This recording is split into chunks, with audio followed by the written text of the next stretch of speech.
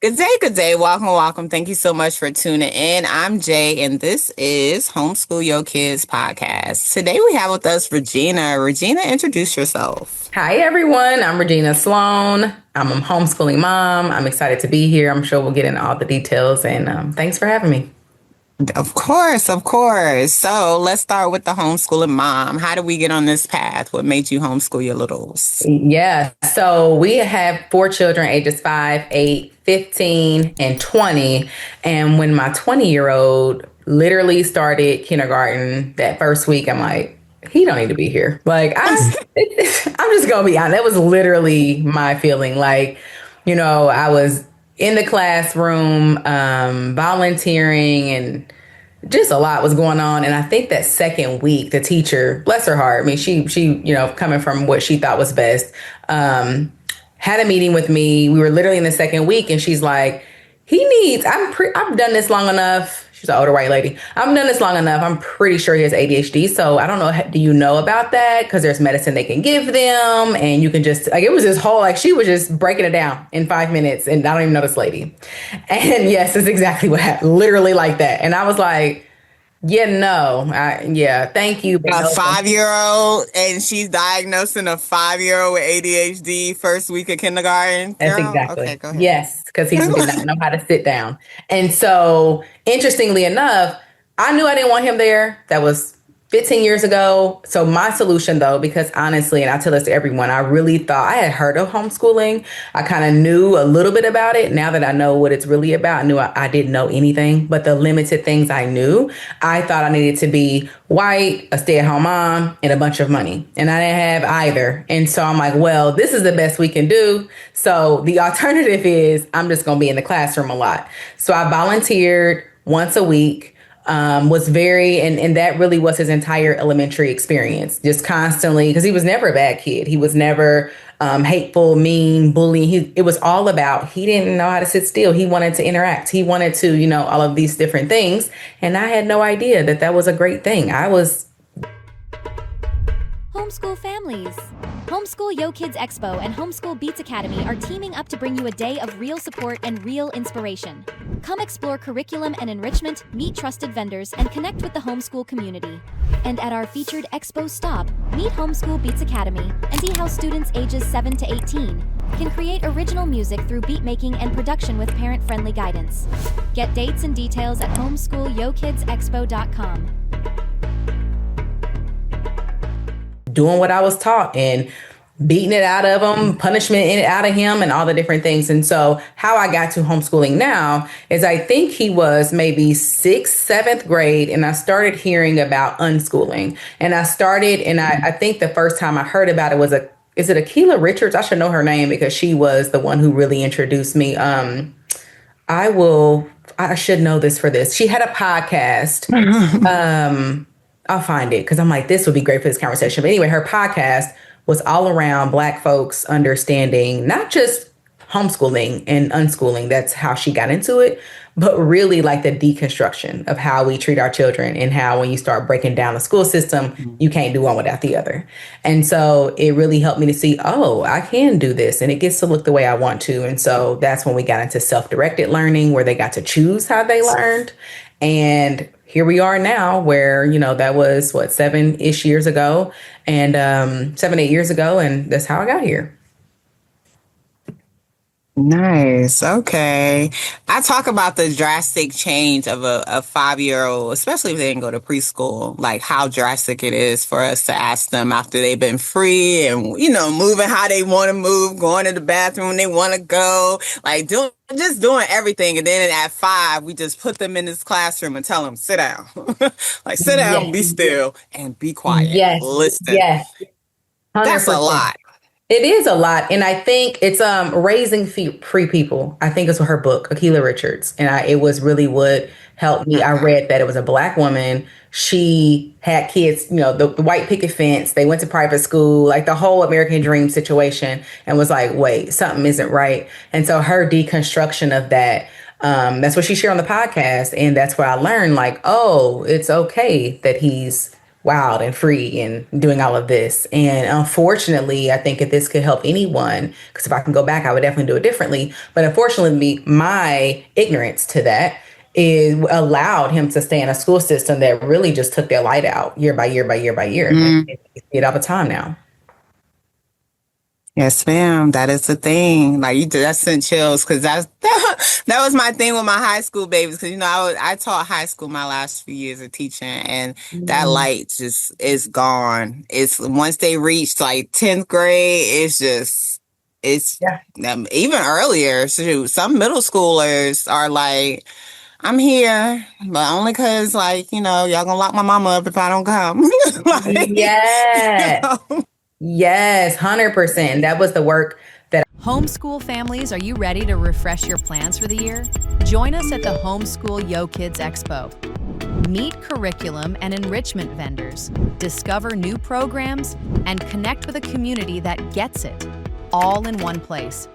Come with questions, leave with real options. Get event details and register now at homeschoolyokidsexpo.com. That's homeschoolyokidsexpo.com. I had to do around it's so interesting how many people I talk to now. And I know everyone lives in different states and depends on where you live, but where I am in Indiana, we're super flex. They don't care what you do at the end of the day. We don't have like all the different things California might have in different places.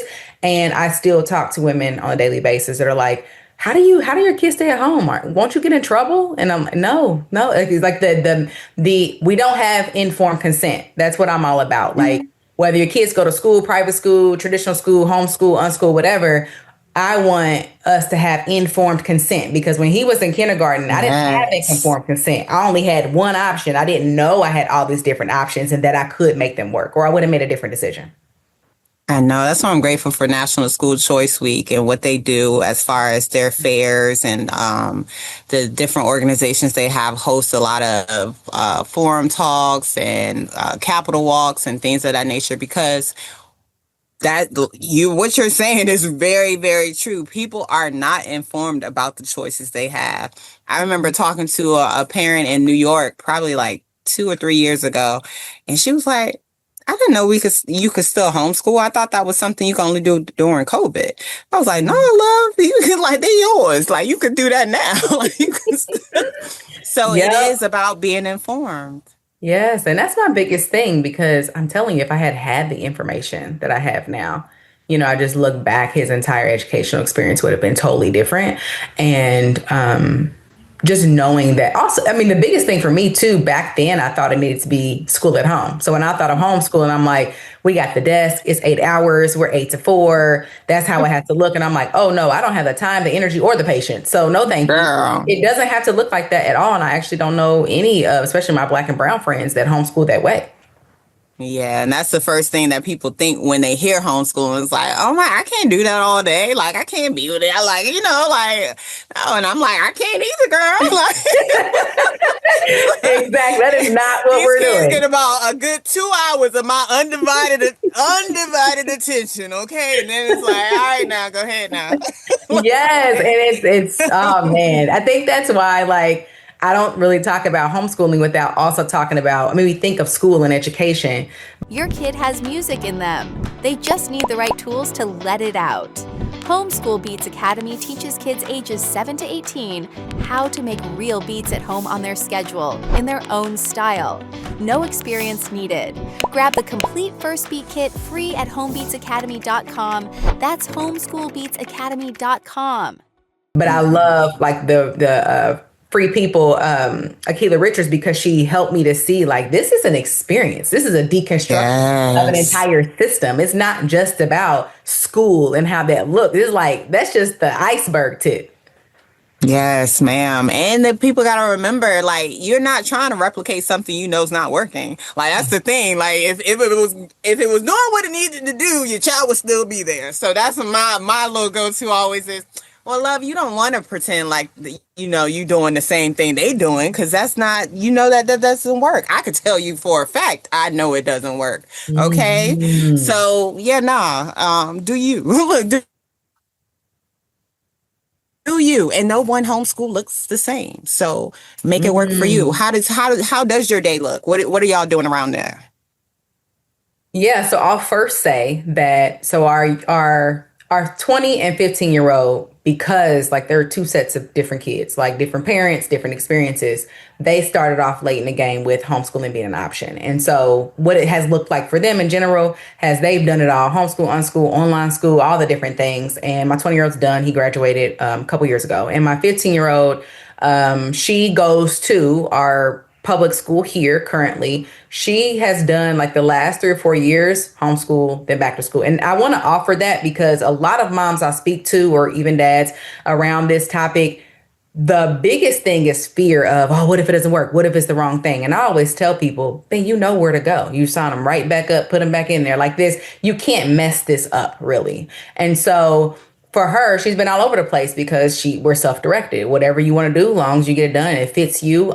She makes decisions based on what she has going on or want to be doing. And so she will be finished with 10th grade next month, and she's thinking about graduating early. So Penn Foster, if anybody know about Penn Foster, it allows high schoolers to graduate early. And so she may be doing that. So the younger two, the 5 and 8-year-old, this is actually our first year official of structured learning. We actually follow more of an unschooling process. And for anyone who doesn't know, it really is more of like self-directed, self-guided, more lived experiences, more kind of putting things together. And up until this year, we have focused on play and socialization as our learning modality. So we were in the community, which we still are, but that we didn't have worksheets. We weren't sitting down structured learning. They were learning by doing with me, whether that's cooking and cleaning, doing things with my husband, working on things around the house, going to different events, library, all of that. That's the way we've done education for a long time. And this year, we officially started more of a constructive because my 8-year-old's like, oh, my friends are reading, writing. I think I want to, or, hey, I can't read this thing I really want to read. Can you help me do that? And so for us, we are self-guided in that way, where they lead it. And so it looks like, okay, what are you into? What do you want to be learning about? And then we focus on that. We now have our basics, like we need to learn how to write. We need to learn how to read. We need to make sure we not do those things, and our basic math at their age where they are now. And that allows us to make sure they have the basic things to function. And then everything else helps us to, is guided by what they're into. We do things called a curiosity quest, which has been really fun because what I learned about me as a homeschooling mom is I couldn't do the sit down structured hours a day. But I also had to find a way that worked. And so we came up with these curiosity quests because they would ask like, well, how does someone breathe underwater and how far can they go down? And they were into spaceships for a while. Like, how do you in the outer space and breathe? Like all these different things. How does the arm work? Weird questions they would ask. And so we started writing a full list of that. Like, okay, you have that question. Let's look into it. I love that. And what I learned through doing that was, no matter, like we have the list now, they just come and they say things and we add it to the list.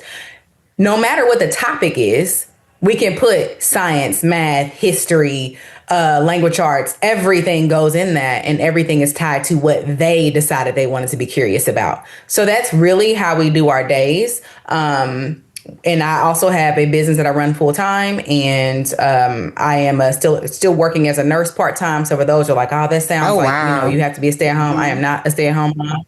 Yeah, and we make it work. But that's because we don't do hours a day. We're very intentional about what we do. So one day doesn't look the same. And I also say that we've shifted things, right? You do something, it's not working. You're like, okay, what's not working? Let's fix that. So now how we look at it is on Sundays, we make our plan for the week, just like a loose plan. Like, what are we focused on for language arts? What are we focused on for these different things? And we kind of just do like, okay, every day we're doing something. But also, when they're out living life, that counts too. When they go to the library, like we went last week and they were doing Madam C.J. Walker and they did a whole like improv thing. That was learning. That was history. That was, really learning what it was like all those years ago, those kinds of things. So we tap into a little bit of everything, trying to stay focused on those basic foundational things, bringing in fun from the curiosity quest and allowing them to kind of lead the way. And I'm sure that'll shift as they get older as well.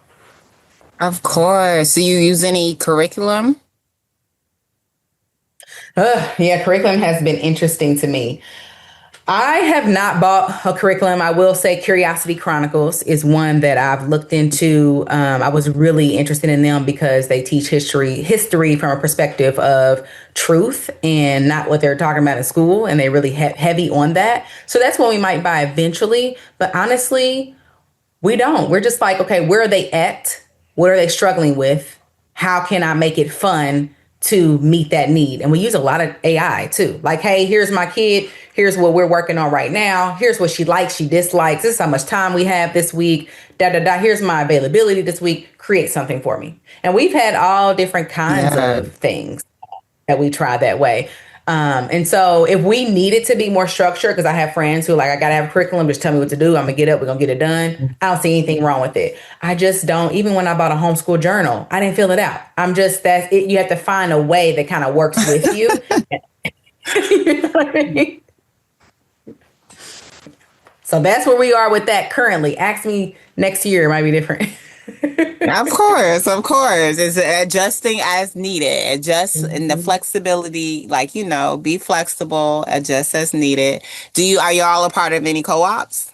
Yeah, so that's how we got into homeschooling. That was our most important thing because I'm a very social person. My husband, he's more introverted, but we also know the power of like being around people. And so back when I was pregnant with our 5-year-old, was when we started going to co-ops. And so we're a part of several different ones. And it's so interesting how times have shifted because all those years were just co-ops. Like literally people think when you homeschool, like, oh, you just chilling at home. A lot of times we're super busy. We're more busy than the kids who are going to school because we have so much time. We're able to do so much. And so we spent all of those years in community. That's literally what our homeschool practice was. Different types of people, volunteering, co-ops, park play dates, and all of that. And this year, because needs change as kids get older, what we do now, we kind of have fallen back on that. And so now we found a homeschool co-op drop off because I am a mom that believes very highly in having my own time and my kids having their own time away from me. I know that's right, honey. And many Yes. parents are not like that. I am absolutely like that. And I know that about myself. If I was with my kids every day, all day,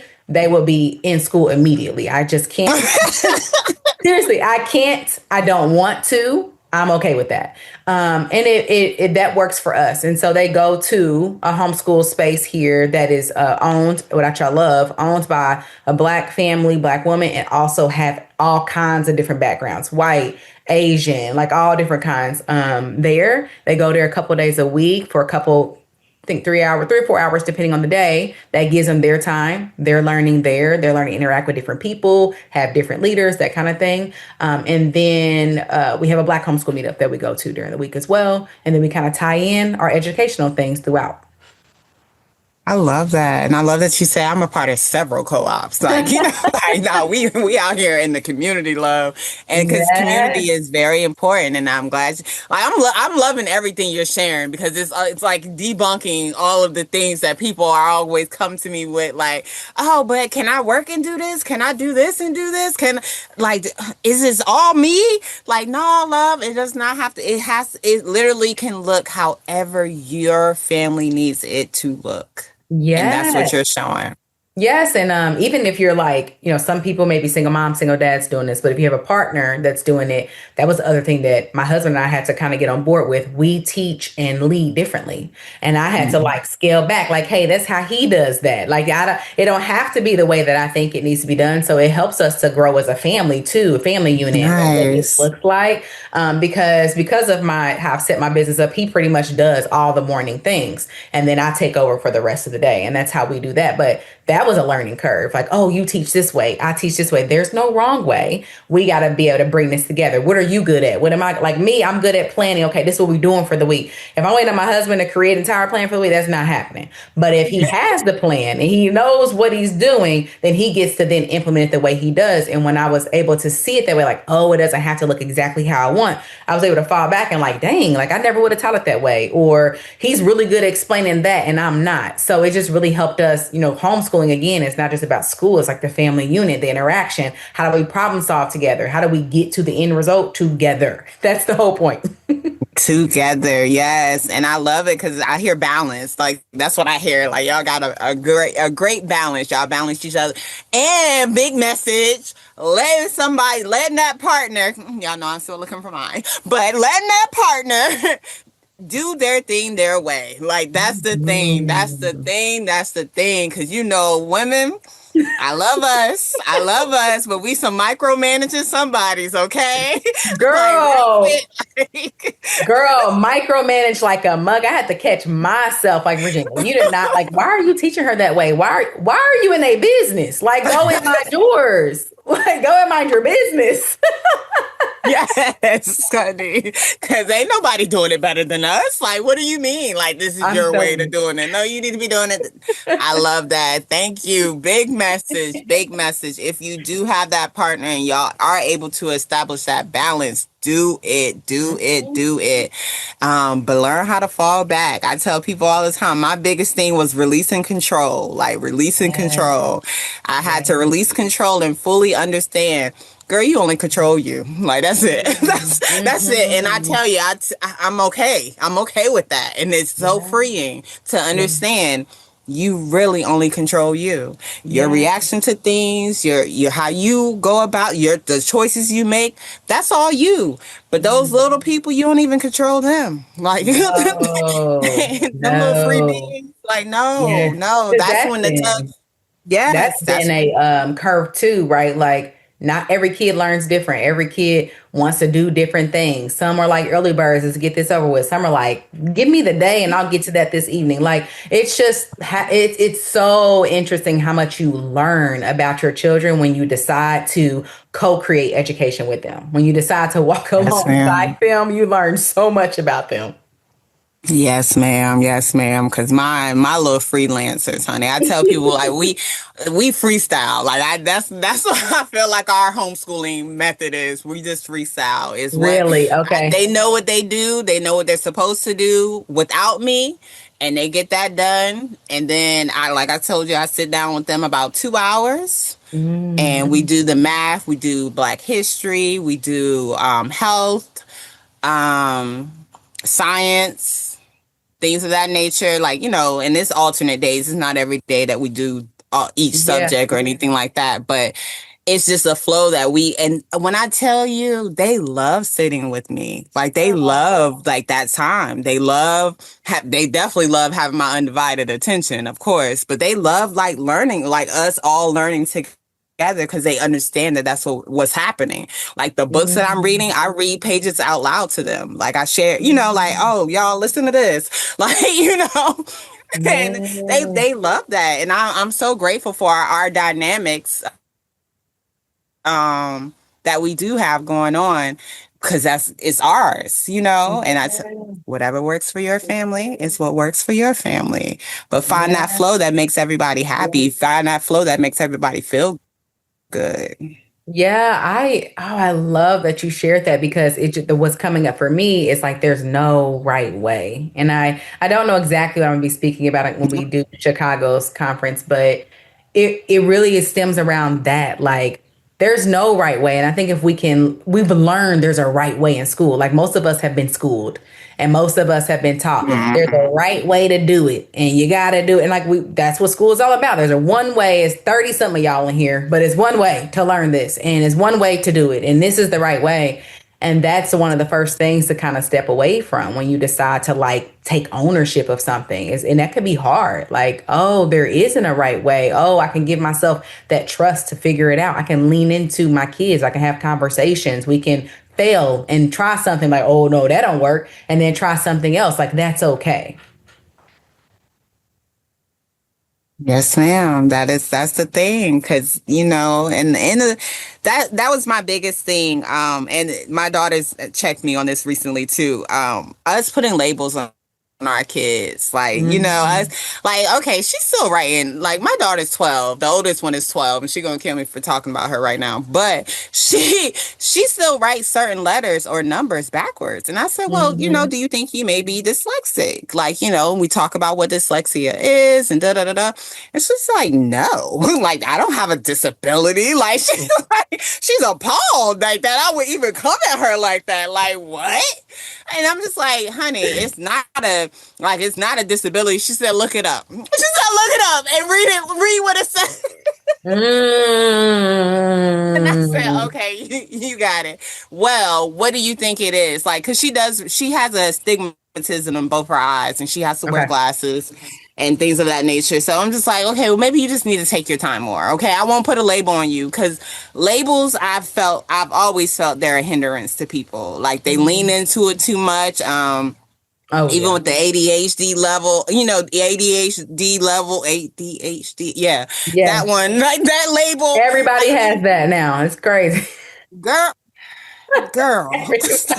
It's like, oh, are we just humans that sometimes get distracted and we got to bring ourselves back in? Honey, that is normal. If I'm not interested in something, I don't care what you're doing. I'm not going to be interested in it. Like that is that simple. Like, girl, like Yep.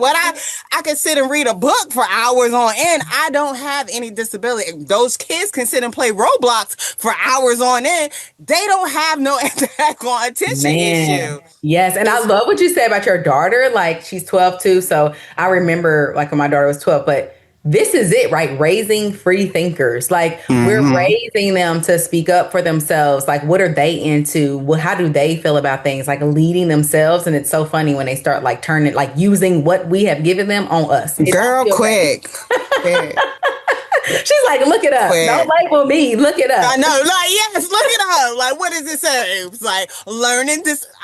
You got it. You right. You ain't got it. Okay. All I'm right, telling fine. you. I'm telling you as they get older, because especially my older kids, I mean young adults for sure. They're like, hold on, well, you said that Yes. don't even make sense. Like, how you put that on me? I'm like, dang, like, okay, you're right. Like, I'm sorry. I was wrong for that. It's just like you raised them to be a certain way, and we forget that Mm-hmm. they're gonna be that certain way with everybody, including us. Girl, because that Kenny, you gonna meet her. Like she is a big personality. She's a Capricorn. She loves to be the star of the show. She loves attention. Our new thing right now is she'll ask me, "Do you need a hug?" And I'll say, "Do you need a hug?" And she's like, "Yeah." And so we'll hug because that's just like she's an affectionate child. She loves that, and I'm not that affectionate. So it's like Yeah. when she asks me that, I'm like, do you need a hug?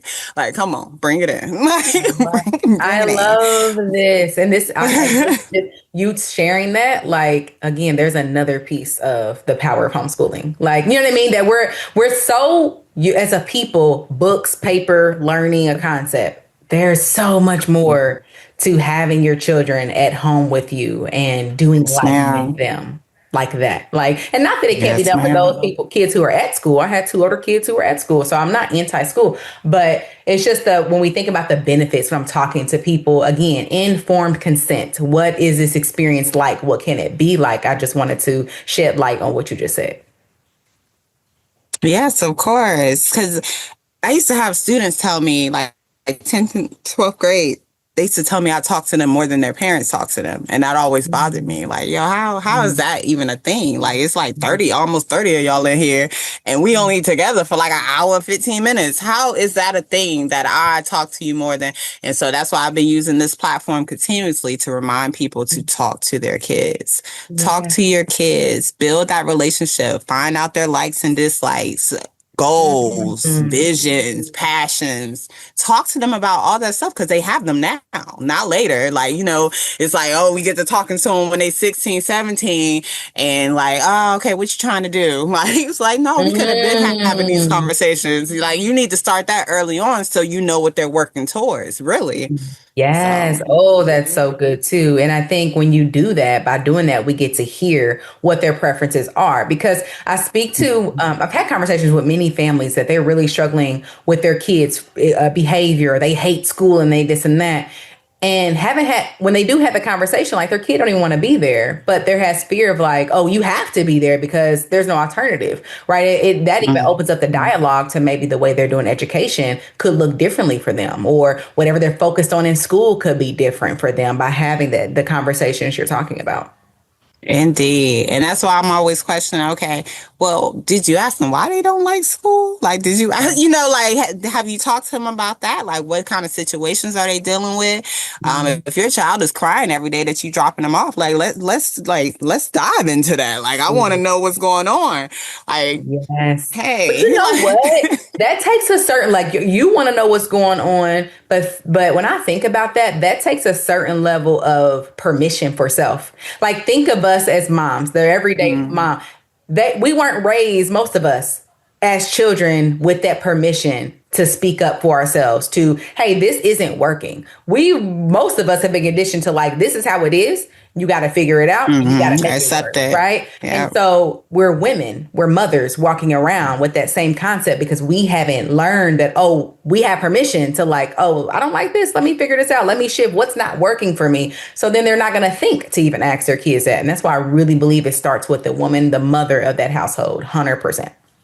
Indeed. And parents have to remember that if your child is not allowed to advocate at home for themselves, don't expect them to go out in the world and do it. They're going to be just as accepting. So like, so compliant, so like complacent, like they're just going to be cool with whatever because you shut them up early. Like that's a big thing. Girl, you said a word. You said a word because my intro into homeschooling, it happened together, was conscious parenting. Like I started thinking about homeschool. I'm like, oh, there's a lot to deconstruct here. We're not just talking about education here. We're talking about me bullying them. We're talking about me giving them no rights. We're talking about like all of it came up, and I'm like, oh my God, what's happening? And so I had a black woman who became my conscious parent. Like, listen, I need all the help, and she has changed my life. And she's also a stay-at-home mom, homeschool. She's a homeschooler as well, 5 kids. I think she'd be great to come on here. But to what you just said, that is what she talks about. Because I remember we weren't always conscious anything. Like we were traditional all the way through. And when I started to think, dang, they have their own thoughts and feelings. And maybe, I don't want to have the relationship like how when I was young and felt shut down. Like, what do I do here? And learning like, oh, if I want them to advocate for themselves out in the world, they've got to advocate for themselves in this home. And I need to check myself to be able to deal with that. So we said a whole word.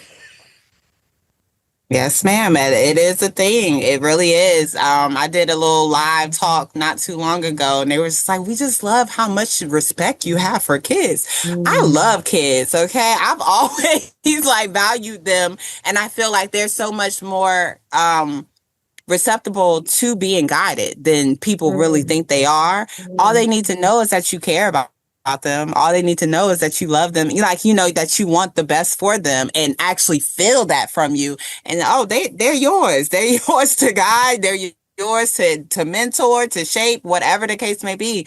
But adults, on the other hand, I had to work with myself before I started talking to adults, okay? Because adults, honey, they're like, this is the way I am. This is me. This is how I've been like take it or leave. I'm gonna leave it, love. I'm gonna go ahead and leave it. For me.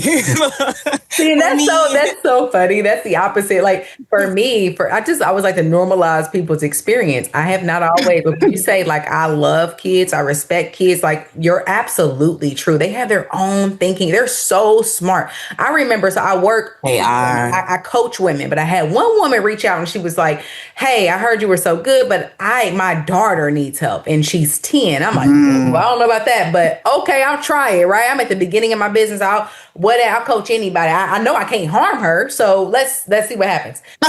And this 10-year-old was so smart. So she knew herself much more than anyone thought she did. She had good sense. And I'm like, oh, children aren't this empty vessel to pour into. They come with their own experiences, their own understandings, their own light. Because I was that adult that kids are be seen and heard at least a little bit. I was raised in that way. And so I had a few of those, like a little bit of that I had to really break free from. And it came from seeing them as just like a burden, or they're just these empty things here that we're responsible for. Like, not at all. They come shining. And it's so cool to like know that now. Yes, they really do. They really do. And that's a growing process. And that's like you said, like you gotta break cycles, because a lot of people are walking around just doing what they saw or what they know that their parents did, as far as like, oh, kid, like you said, the kids are supposed to be seen and not heard, or stay in a child's place, or just do as I told, do as I tell, not as I do, or whatever the case may be. Girl, my oldest sister, she's 5 years older than me, so I'm 41. Okay. And she's always like, why is she still talking? Like, why is she talking about my oldest? She's like, well, why is she? Because you already told her what to do. So why is she still talking to you? I said, girl, because she has questions. Like, she don't, because Kennedy is queen of why. Like, if you're gonna tell her something, she's gonna ask why.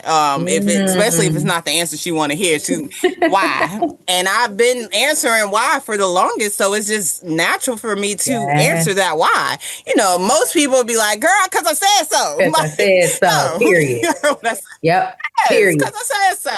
But and you know what? Like, that is so good because.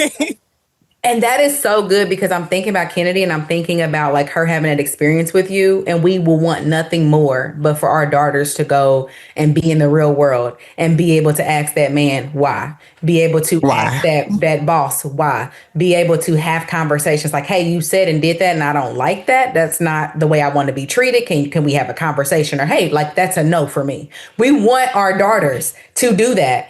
But we don't want them to do it to us, which we are literally their stomping grounds for learning how to do it. Like, it's so yes, ma'am. You go out and you be this well-equipped adult that can speak for yourself, has boundaries, do your thing, but not at home though. Wait till you become an adult. That's not how it works, unfortunately. Right? We have to work on ourselves to create that space for them if we want them to do that in real life. Yes, ma'am. Yes, ma'am. So you coach adults. You coach. Yes. Let's talk about the business that you're running full time while homeschooling these babies. Yes. What we got going on, Miss Regina? Yeah, absolutely. So I work with women on a lot of what we talked about here. Really, they are struggling with identity. They struggle with making decisions. They can't think for themselves. They struggle with people pleasing, procrastinating, indulging in perfectionism. All of these things that we learned. For the most part, we learned as children. We picked up for the women around us. They don't have a self-care practice. They're last, and they think that's a good thing. But they're exhausted. They're burnt out. They don't love their life. They're doing things they don't love. And so when they usually like, I'm tired of this. I've done therapy. And I'm a proponent for therapy, but therapy is very much around like, let's process that. Let's get in there and work through those things that have happened. But my clients are like, been there, love it, appreciate it. Now what? And that's the conversation we have. Okay, now we're ready to move forward. Yep, XYZ happened. And now what? How do I take these tools and implement them into my life to have a life I genuinely love and do things that I want to be doing, whether it's business, parenting, the way you treat yourself, the boundaries you have with other relationships, all of that. And we go and we shift all of that together.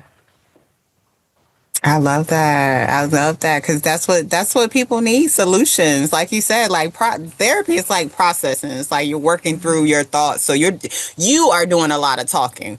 Whereas, my little sister's into life coaching, and she said like it's two different things, like two totally different things, and people got to understand that. Like, it's more of coaching is more hand holding, like, hey, let me guide you in this direction because this is what you're saying your problem is, and this is what a solution is to your problem, and let's work on the steps to that solution. Because a lot of people, and that's why looking at these programs, people be selling people, and they're like, oh yeah, you could do this, you could sign, you could start your own online store, you could do, all these little get money things. but people can't do well with that because they actually need someone to walk them through it. So it's like you're selling them a hope and a dream that they hope hope that they actually follow through with the steps that you've given them. But it's like a lot of people aren't equipped that way. Yeah, I think because a lot of what's missing, because I bought a business in a box. I've done these different things for sure, all these different modalities. Is a difference between knowledge and knowing and application. And coaching really helps people to step into like, oh, I know I should be setting boundaries. I know that I should have a self-care practice. I know that I don't need to be perfect to do this thing. We know that logically. I can have a conversation with someone. But when we break it down and we're on a private conversation and one-to-one and we see, oh, you're not doing that thing because you're afraid of failing, because you're afraid of what people might think, because all these different things come up. It's like, oh, we can work through that. Like the heaviest things. And I learned a lot of this comes from my nursing career. I'm still a nurse, 13 years. It's more of a side gig now, but that taught me so many skills around communication, about saying the hard thing, telling someone the hard thing, holding them to their highest capability and not believing the things that they have been believing, right? Like your coach is talking to you and like you have this whole story about why you can't, why you won't, why it's not possible. And we absolutely know it is. And that's where we bridge that gap, because in order to like have a different life, do different things, we've got to think differently. We've got to believe different things. And that's where coaching comes in, as just really helping you to believe something different so that it's easy, simple to do the things you really want to be doing.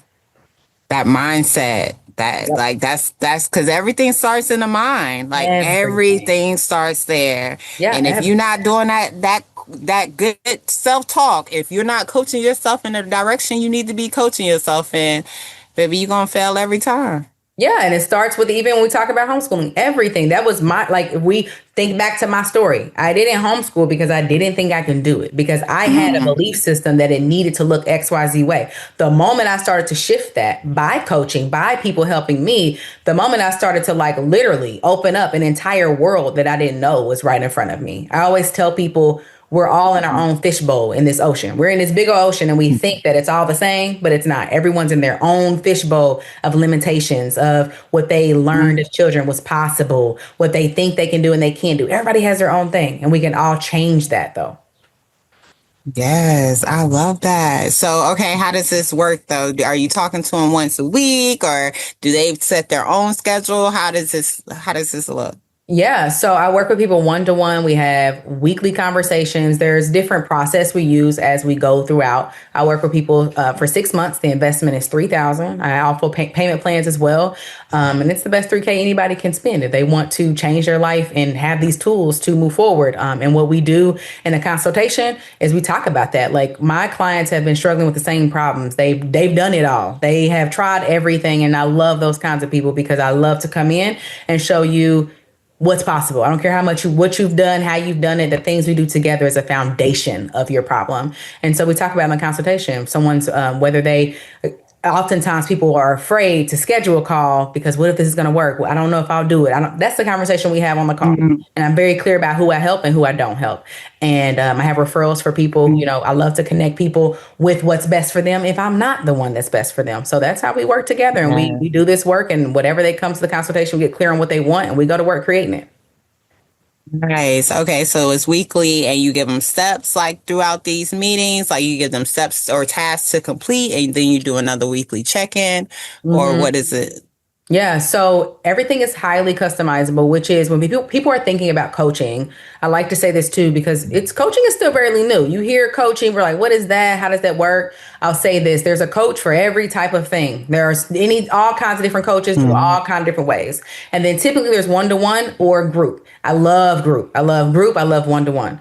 Most people that thrive in one-to-one, they need space and privacy to work through what they're experiencing. They need a highly customized process, not hey, we're all in this group and everybody follow the same thing. So all of my clients, we create something very specific to them and specific to what they need. Everybody learns differently. Everybody moves through fear, moves through the mindset adjustments that are needed differently. And so I work together one-to-one with each person, which is why the consultation is very important, because it lets us know this is what you want. Here's how we're going to get there based off how you learn, what you need, and how I can help you through that. So it's highly customizable for each person.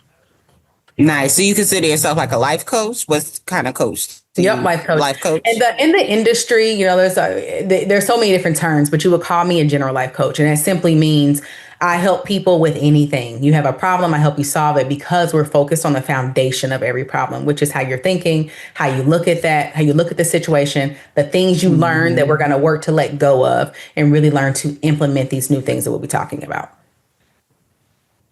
I love that. I love that. Because that's what people need. Like, coach is the one that pep you up. They the ones that pour into you like, hey, yo, you good. You got this. This is why you in the game, because I believe in you. And it's like, getting that player to believe in themselves, essentially. Like, oh, you got to know you got this. And it's like you selling And I think a lot of it's that's exactly what it is. Selling is coaching, coaching is selling. Because in order for me to do something different, I've got to believe something different. That's literally the only difference between anyone we admire, we look up to. Like, how are they doing that? And I'm not able to. It's not because they're better than you. It's not because they can do something better than you. It's because they're literally seeing things differently. And most of my clients, we've all been conditioned in so many different ways, but most of my clients don't realize how much in control they are of what they're thinking. I was speaking Saturday at a mini conference for women business owners, and the whole thing was about getting 1,000 no's. Like, as a business owner,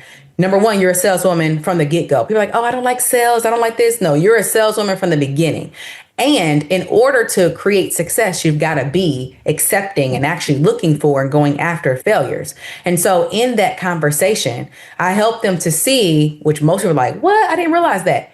We don't like failure because simply of what we made it mean, what we were taught to make it mean. And it starts in school, right? We're not celebrating the people with C's, D's, and F's. We're celebrating, oh, you got an A+, you get a sticker, you're this and that. Like, we've been conditioned to do everything right, to get it perfectly. So, of course, and I can go on all day about how our brain actually works. Our brain is the complete opposite of what's required for us to do hard things. So you mix that with being socialized to always be right and accepted and conform. Of course, people aren't doing new and scary things because we have defined that as like literally something's wrong. And so helping them to see you can redefine failure today. You can decide it's actually a good thing. You can, and this is about anything. You can redefine anything. So that's all coaching is. It's like, oh, you're afraid to set boundaries because you've been taught that a good girl always says yes. You've been taught that your responsibility is the people around you. You're only as good as your productivity. Your worth is tied to what you do. Like it's endless, the messages we picked up. But who would you be without those, right? If you didn't believe those, how would you handle that situation? How would you spend your day? How would you calendar? What kind of job would you have? How would you speak to yourself? How would you allow people to speak to you? Like, it's just, we could go on and on about it, but it starts with, what are those things that you're believing is true that's actually holding you back? And that's all coaching is about, helping you to see that and redefine it for yourself. Girl, talk about a word. Yes. Because this adulting or life in general, like, I know, like, people want a manual to it, but there's no manual to it. Look, there's no manual. Even when we talk about parenting, there's no manual as to how do I do this? And it literally comes to the point of, okay, well, this is what was modeled for me when I was younger, but I ain't like that. Like, that didn't make me feel good. That didn't I didn't thrive in that atmosphere, that environment. So what can I do different? Or how can I move different without being shunned by my family or my community? Because, that's that right there. I tell people all the time, shut that noise off. Like, shut that noise off. Because that little, them opinions, honey. Yes, that's so good. Oh my gosh, that's so true, right? Like, this manual people need, but why do they need it? People need a manual because they think they have to get it right. They think there is a right. They think if you didn't think that, if you like, look, I'm good with failing forward. I'm good with figuring it out. I can trust myself. I always have my best interest. I have my kids' best interest. Then all of a sudden it's like, okay, we're going to figure this out together. What do we do? What's the very next step, right? Because we also like to act like we don't know. That's what our brain likes to do. It's actually something your brain does when you get confused.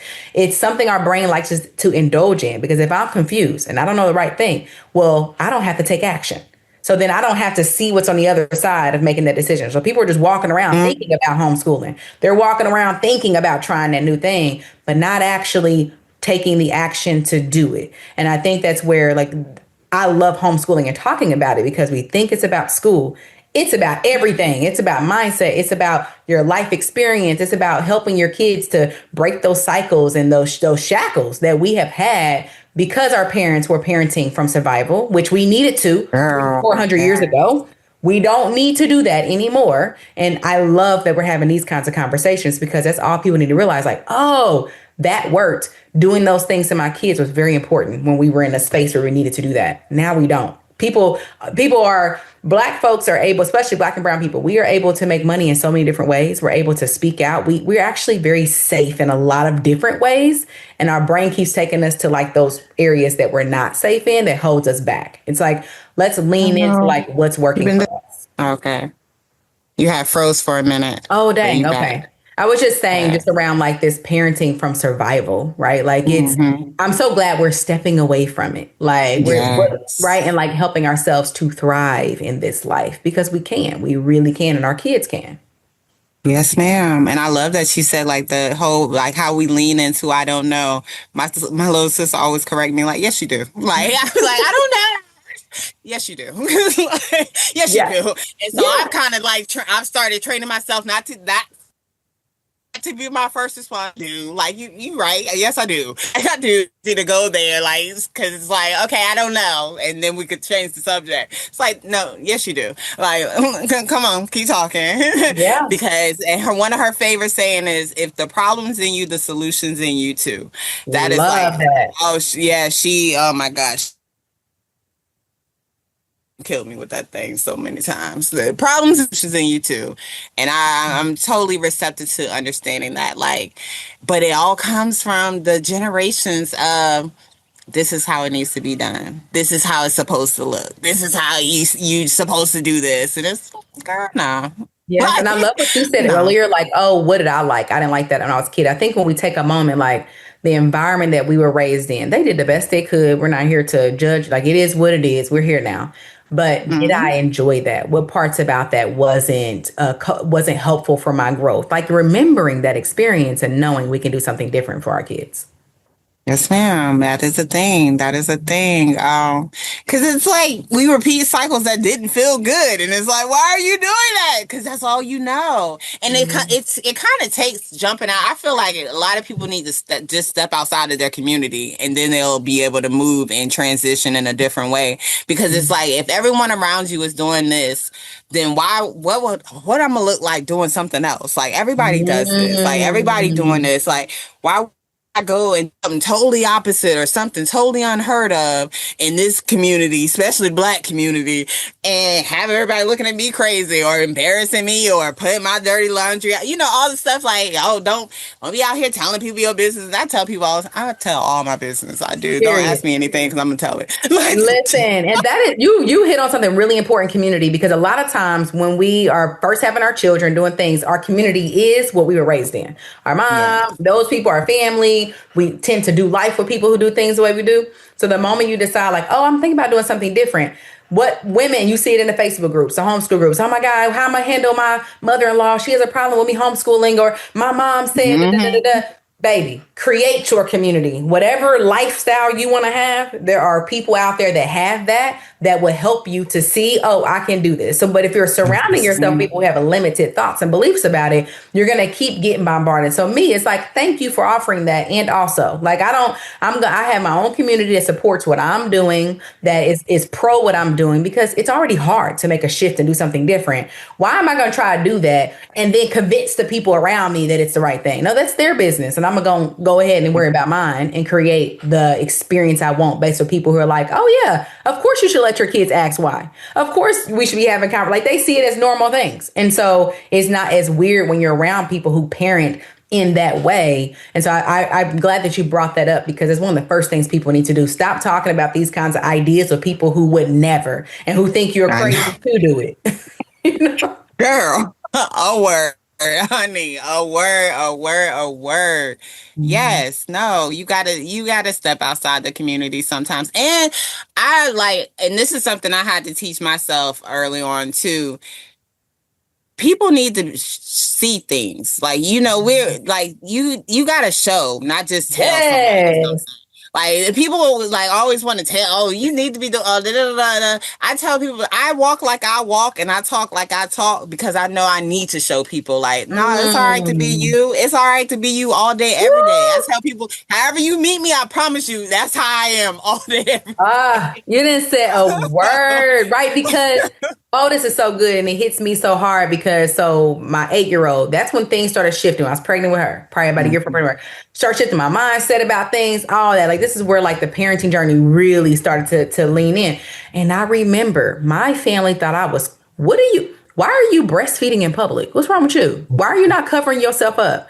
You breastfeeding? You know you don't need to do that. They give you milk for free at the hospital. Girl, literally, you don't hit your kids. That 2-year-old need her butt wood. Why are you letting her da da da da da? I can tell you, like, I was literally the black sheep of my family, and literally, like, they literally thought that I was crazy. Like, something had happened to Regina. I don't know what she got going on over there. Da da da. Now, have conversations with these people, they see things very different. I stood in what I stood in. I got support from elsewhere and kept like continued Yes, on with ma'am. my journey.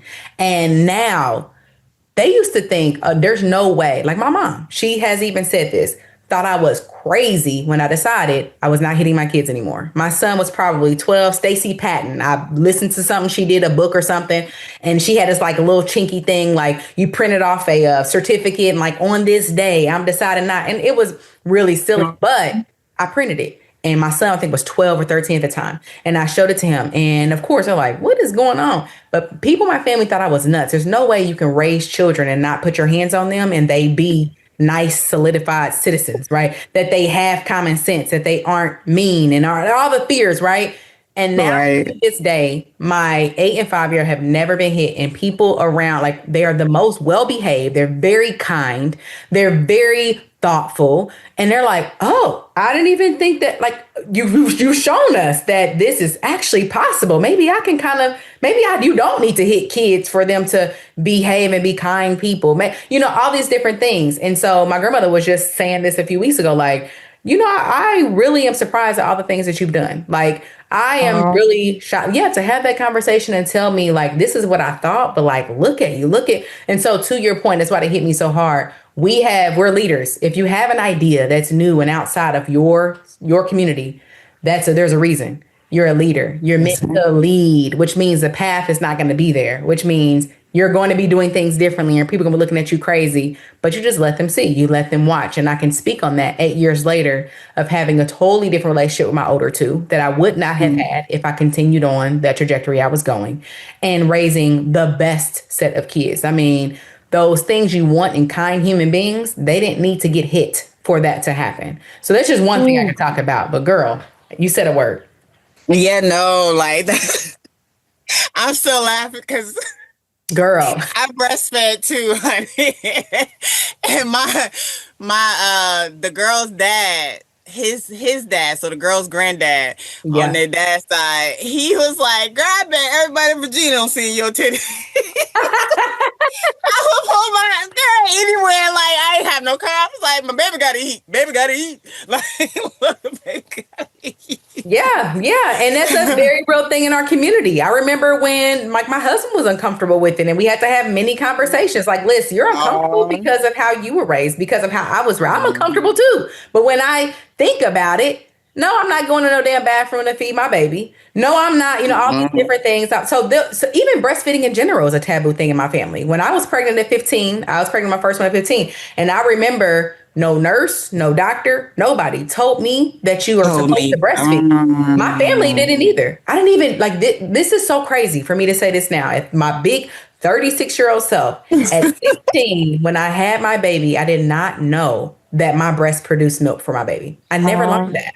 Nobody ever told me. My family didn't do it. The doctors are like, oh, this young black girl, they going to give you the milk in a second, period. There was no consultant, none of that. And so I believe very highly in like us, again, from the beginning conversation, exposing, being informed, having informed consent, right? And like learning all of your options. And so I lead with that, like, and there's no shame in that. I have no shame around any of that because you can only do what you know. I didn't know. Nobody told me. So that's how it was, That's why I talk about common sense. People always want to talk about, like, oh, what's common sense? And it's like, no, because everybody's household is different. Like, that's, I learned, I learned that working with kids. It's just like, you don't know what a child knows. Like, you don't know what a person knows until you actually talk to them about it. And if nobody's taught them, then they don't know it. And it's not their fault that they don't know it, but take the time to teach them in a kind way. Because people, shame people for not knowing it. What? You don't know that? Like, no, I don't. But I can you did. teach me? Yeah. I lead with that. Teach me. Like, I tell people all the time, teach me. Like, teach me. Yeah, Put I'm me open and on. willing to Shoot. learn. So to your Yes. point of like going outside your community, that's another very important reason too. We don't know. We're in the same bubble as everyone around us. We don't know anything. We need to go outside our community to see how things are done differently, and how people see things differently. I think that's really important to be exposed to that. Yes, ma'am. Girl, Regina, I'm going to tell you, I could talk to you for a long time I on that. know. I'm trying to respect the hour, okay? I'm trying to respect it, okay? Okay, so I got two more questions. I'm going to wrap it up. But this has been great, and Yeah. I know it's empowering for all listening. One, with all that you know and how intentional you are with being, a parent and just conscious parenting in general, how do you self-care? How do you take care of Virginia? Yes. The first thing I'll say is I keep it super simple. We have been taught and trained that you need to have a gazillion dollars. You need to go to the spas. You need to get your nails and hairs, like that self-care, which those are all great. But I truly believe self-care is an internal practice, which means if I'm overwhelmed, I might go take a nap. What can I do on my daily basis that will fuel me? Because I do a lot. And so how can I give into me first? So for me, it looks like a daily walk for 15 minutes. Early in the morning, it's the best time of day. I used to want to be a walker, and I was like, oh, I'm too tired, I'm this and that. And the last several months, I can honestly say it has shifted my energy and it's free. It's free. It's 15 minutes. You can do 10 minutes if you want to. Right. Literally shifted everything in me around my energy. So I do that. And then I also plan ahead. A lot of us, we do not plan our fun time. We just sit around and wait. Hopefully I'll get time. Hopefully I have time. Where is it going in the calendar immediately? What's happening? What outings am I doing? If you like to be around people, okay, what events am I going to? Oh, maybe I'll host something. So I like to hang with women. I like to bring women together. So I have networking events. Networking, I call them the gatherings, whatever you want to call them. Coffee and chill, it don't matter. Getting women together for no good old reason than because they can, because they deserve it. So that's a self-care practice for me because I enjoy Yes. that. I like to read. So all these, the point for anyone listening is like, what do you like to do and how can you make that simple? I go to coffee shops. I love to go to a coffee shop alone. And so I have that scheduled in my time. If I got to get up an hour early, cool, so be it, because that time is going to refuel me for the day. And so I do those kinds of things. And then other simple practices. I noticed this. People might laugh when you hear this, but when I used to take showers, I would move so fast. I'm just getting hurrying up. Like I was just such in a rush about everything. Just cooking the food. I mean, I'm like, relax. Like, but we were conditioned to like be that way. Or I was like, you throwing the food on the table, you did it. So slow down. Like for me, it's been like, Yeah. rush. It's okay. Nothing's on fire. And that's actually helped me to actually be on time to things, be present, be focused. So that's a self-care practice for me. Like thinking ahead of what I'm going to do while I'm doing, being present with it. If I'm cooking, I'm cooking. I'm not trying to run around, do 50,000 things. And what it's led me to have is, yes, I have a business. I have 4 children. I have my husband. I have a full life, but I kid you not, I don't feel busy. Like, I feel so Nice. purposeful and so refueled. And it's not because I'm doing less than someone else. It's literally like how I'm doing it, my energy in which I'm doing it, and it actually has created more time for me. So find what you all like, what fuels you, and like make it a priority. And it could be simple, it could be free, it could be cheap. It doesn't have to be these big, long things. But I think me having a self-care practice, I really do think, and I'm actually preparing for a talk on this, so that's why I'm really honing in on it, that it's a difference between me and someone else who has the same skills, same lifestyle, same whatever, but they're not experiencing the life they want. Because I really see myself as the greatest asset. If I'm not taken care of, then my husband ain't taken care of, this house ain't taken care of, my kids aren't taken care of. I have to refuel myself first, and I've learned that it's the best thing I can do for anybody I love is to take care of myself first. Yes. Girl, message. Yes, energy is transferred. Energy is transferred. It Love cannot that. be. It's you gotta understand. Like that's you did that. Like with understanding that. All right, if I'm not taking care of, ain't nobody around here taking care of because everybody Mhm. gonna be off today. Everybody gonna be off Yeah, today because I'm. we've Energy is seen it. Yeah, transferred. we've Energy seen is it. transferred. I love Yes, that. You're ma'am. right. Mm. Course. All right. So, if our listeners didn't hear anything else, what's three things you want them to take away from this conversation? Okay, well, I love that question. One, there's no wrong way to do education. Um, Two, community is essential, and we get to create our community. And three, you are the greatest asset. And so leaning into what fuels you is going to fuel every other goal or anyone else you think is important in your life. Yes. Thank you so much for this. This has been so beautiful. Like, it's just so empowering, informative. Just all the good things. Like I said, I could have talked to you way longer. We're gonna have to, you're gonna to come on, bring it on back.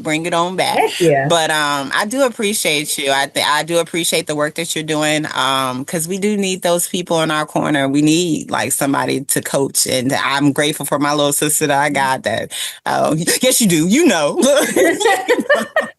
I'm so Yeah. grateful for her. So if you are struggling, if you are just want to like reach your goals and actually set them and reach them and need that assistant, that accountability partner, that's what I see coaches as too, accountability partners.